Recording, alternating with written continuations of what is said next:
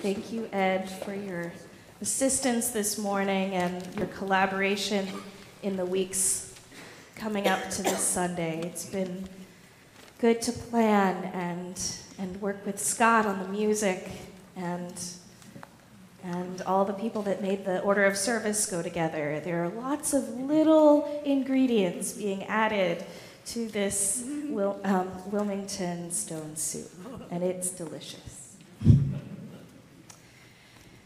As an icebreaker exercise during my orientation at Wesley Theological Seminary in Washington, D.C., the Dean of Community Life asked us to introduce ourselves with our name, where we call home, and he had a wild card question, which I love for icebreakers. What is one thing you will never do?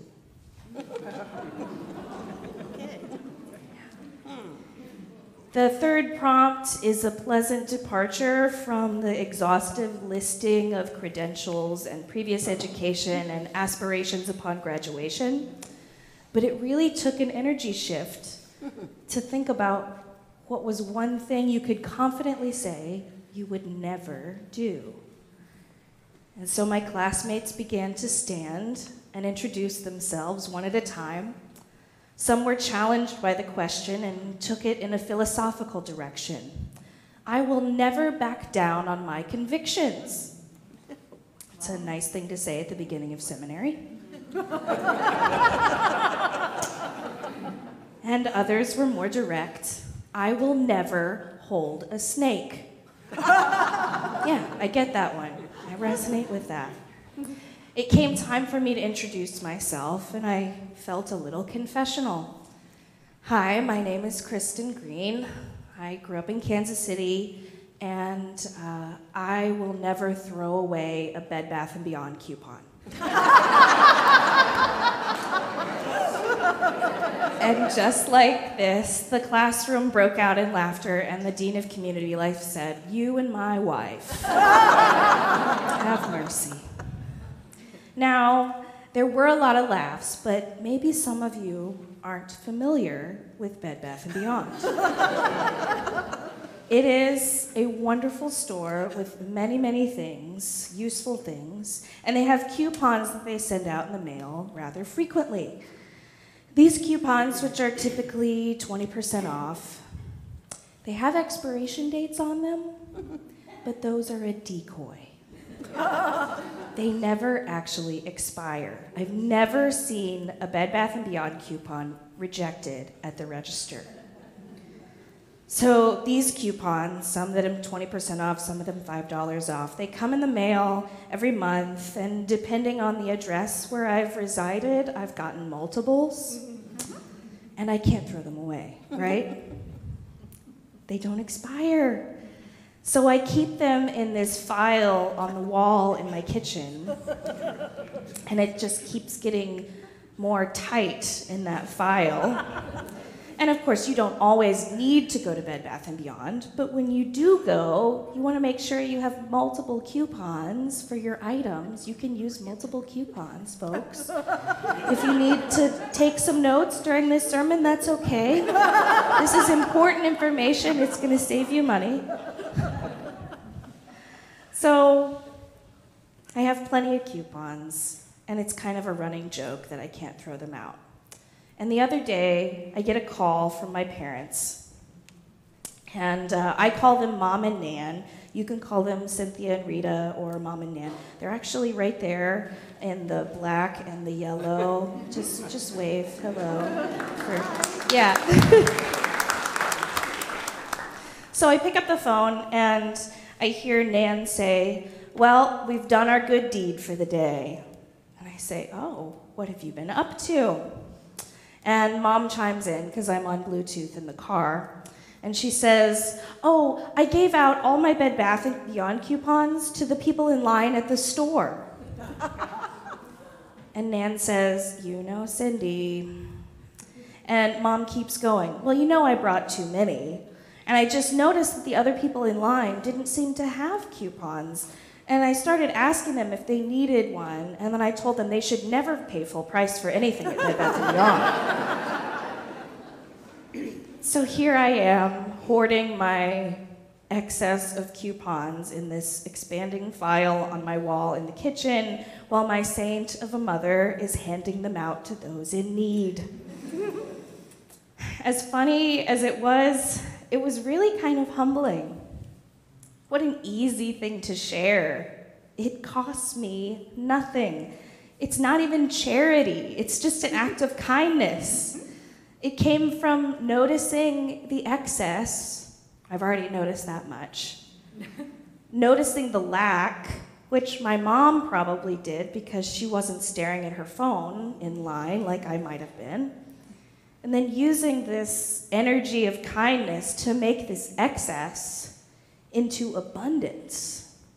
It's worth something to somebody.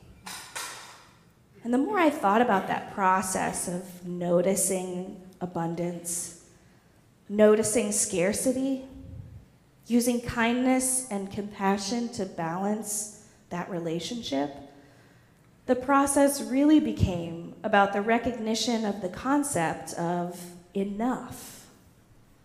We're at constant odds with that word, enough. What is enough? We have an awfully specific expectation for such an arbitrary concept. Who says how much is enough? Who decides if I am enough? We may not ask these questions out loud all the time, but we wonder them in different manifestations, wondering if we are reaching the expectation that we set for ourselves, that others set for us.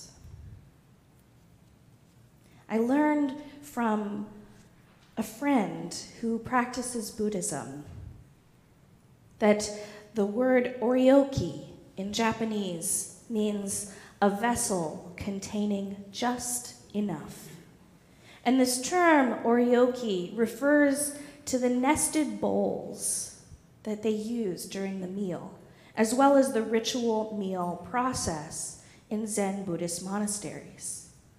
He explained that it's practiced because it's believed that it synchronizes the body and the mind through bringing mindfulness to eating.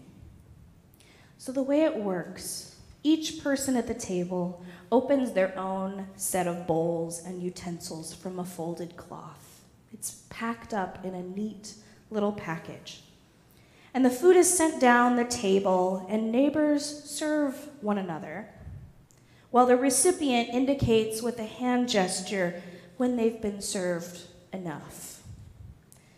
And it's important to take just enough to sustain you, because too little and you'll go hungry, and too much you'll be over full.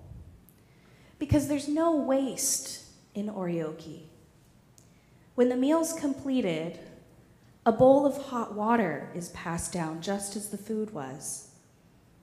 And they serve each other a small amount of hot water, again, just enough water to clean out the bowl, but not so much that you can't drink it, because they clean the bowl with this hot water and then they finish. They drink it. There's no waste in this meal process. You simply rinse, drink, wipe, and then nest the bowls back together and wrap everything up in the cloth bundle.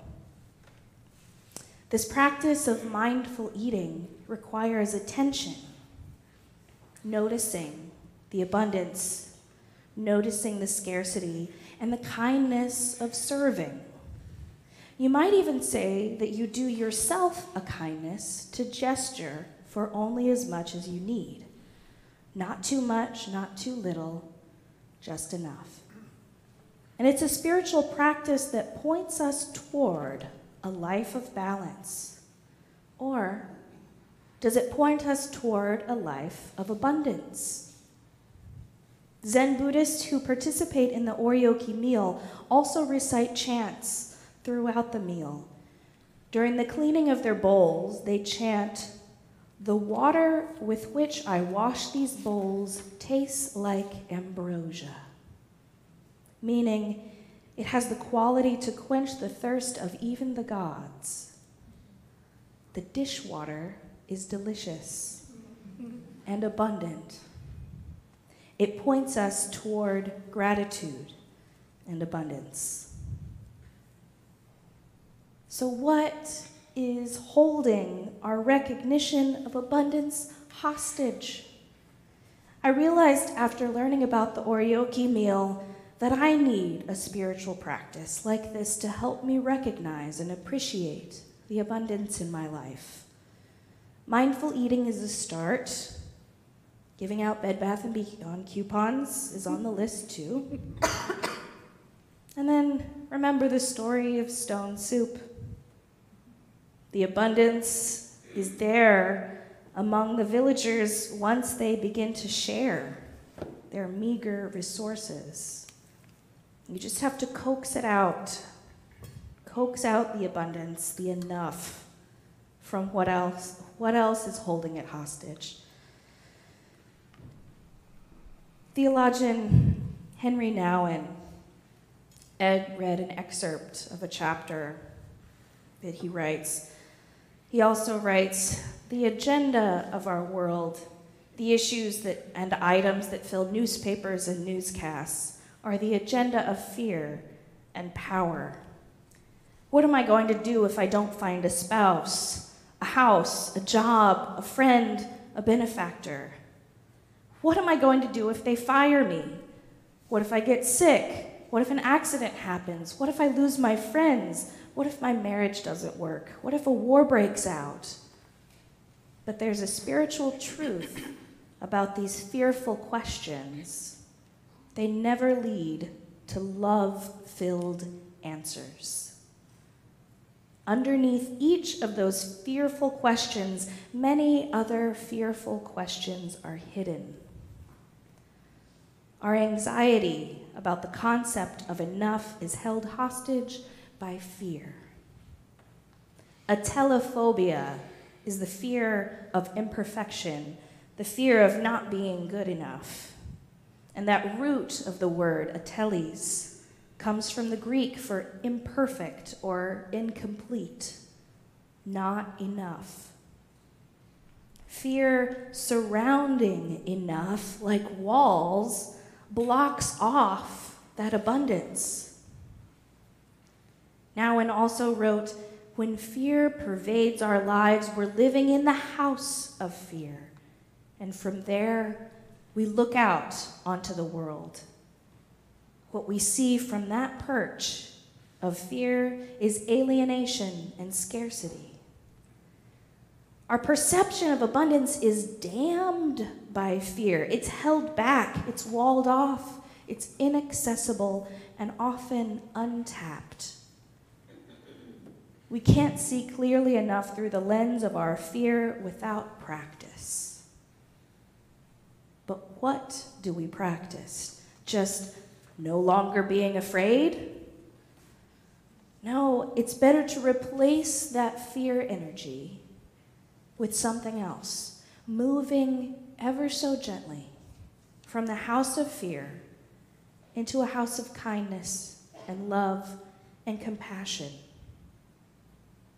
That's really the key that unlocks that potential of abundance. Love. Those lines of poetry that you sang so beautifully. Though I may speak with bravest fire and have the gift to all inspire, and have not love, my words are vain, as sounding brass and hopeless gain. Though I may give all I possess, and striving so my love profess, but not be given by love within, the profit soon turns strangely thin. Come, Spirit, come, our hearts control, our spirits long to be made whole. Let inward love guide every deed. By this we worship and are freed. This poetry is adapted from Christian scripture. 1 Corinthians 13, when Paul is writing letters to the new developing churches in Corinth about getting along with one another. You know, it really helps the context of those scriptures when you realize we're just reading Corinthian mail. It was never intended to be scripture. It was never thought of that way. It was a letter from Paul to the Corinthians, helping them understand how to be in beloved community. Just in a very different language, in a very different time. But that's where that comes from. They were wrestling with issues that plague churches in all denominations. What if we lose our abundance when we share and we don't have enough?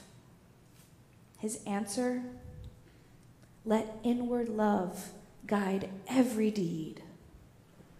This passage in 1 Corinthians is often labeled the gift of love, because Paul also talks about the attributes of perfect love in this passage. You might have heard it at a wedding. Love is patient, love is kind.